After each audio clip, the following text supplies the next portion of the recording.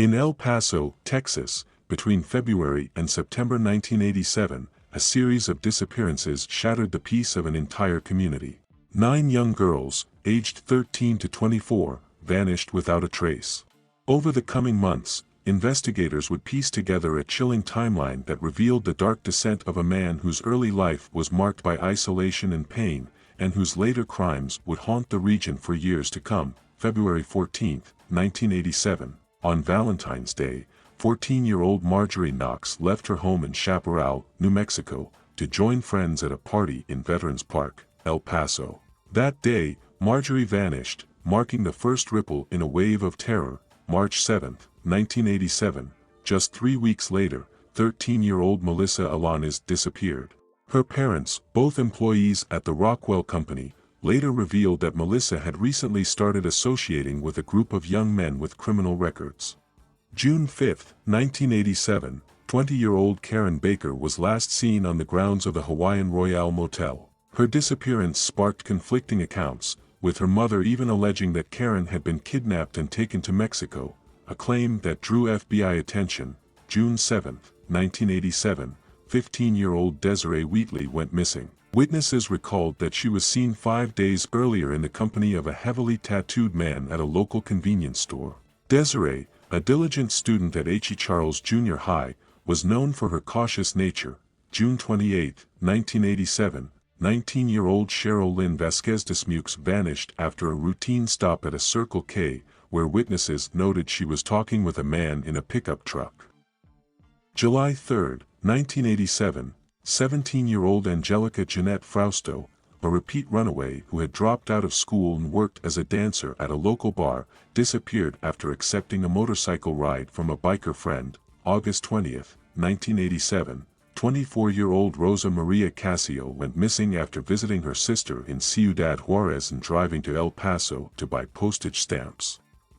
The following morning, her 1974 Ford Grand Torino was found abandoned with her belongings still inside. September 1987, 14-year-old Dawn Marie Smith, a student at Parkland High School who had run away after a bitter family argument, was reported missing.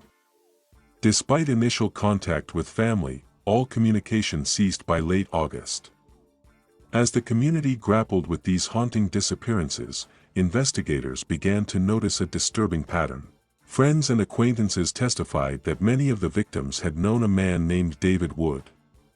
They recounted how he frequently gave rides on his motorcycle, and on the day of her disappearance, Karen Baker was seen getting into a beige pickup truck that closely resembled Wood's own vehicle.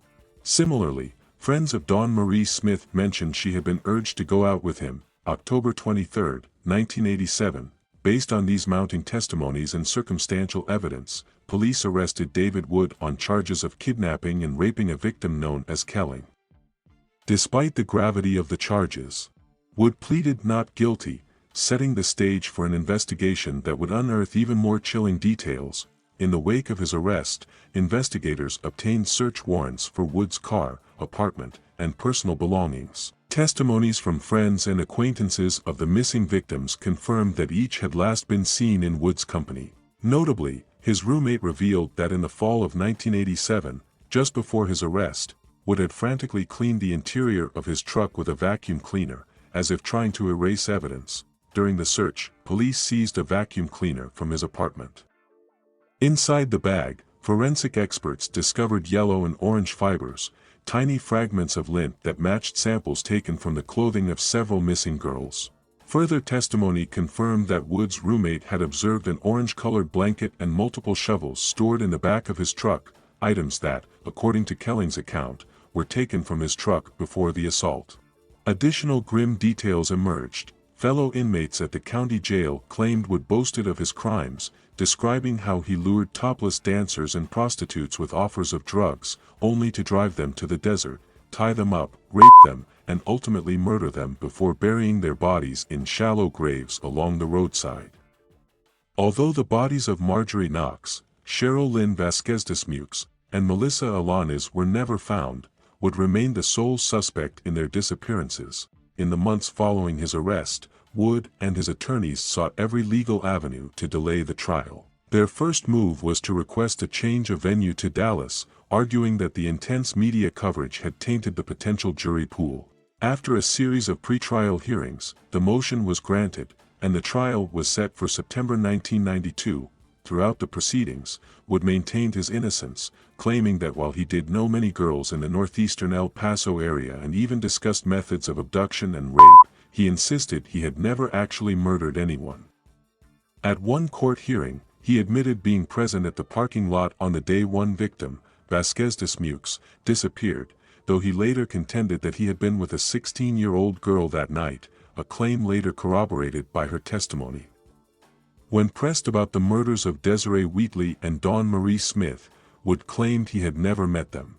November 1992, despite his protests, the evidence was overwhelming. Testimonies from Kelling, inmate confessions, and the forensic analysis of the vacuum cleaner lint collectively sealed his fate. Wood was convicted of the 6 murders, those of Ivy Susanna Williams, Desiree Wheatley, Karen Baker, Angelica Frausto, Rosa Maria Casio, and Dawn Marie Smith, and his guilt was unequivocally established. January 14, 1993, in a verdict that resonated with the entire community, David Wood was sentenced to death, bringing a grim but long-awaited end to his reign of terror. Additionally, for the kidnapping and rape of Kelling, an aggravating factor due to his parole violation, he received a sentence of 50 years imprisonment. As of February 2025, he remains on Texas death row at the Allen B. Polunsky Unit in West Livingston, awaiting execution on March 13, 2025. Timeline of David Wood's crimes is a harrowing reminder of how swiftly darkness can engulf an entire community. From the first disappearance on a cold February day to the relentless investigation that pieced together every clue.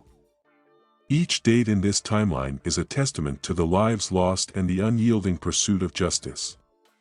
As we remember Marjorie Knox, Melissa Alaniz, Desiree Wheatley, Karen Baker, Cheryl Lynn Vasquez Dismukes, Angelica Frausto, Rosa Maria Casio, and Dawn Marie Smith, and even Ivy Susanna Williams, we must ask ourselves, what signs did we miss, and how can we better protect our communities from predators like David Wood?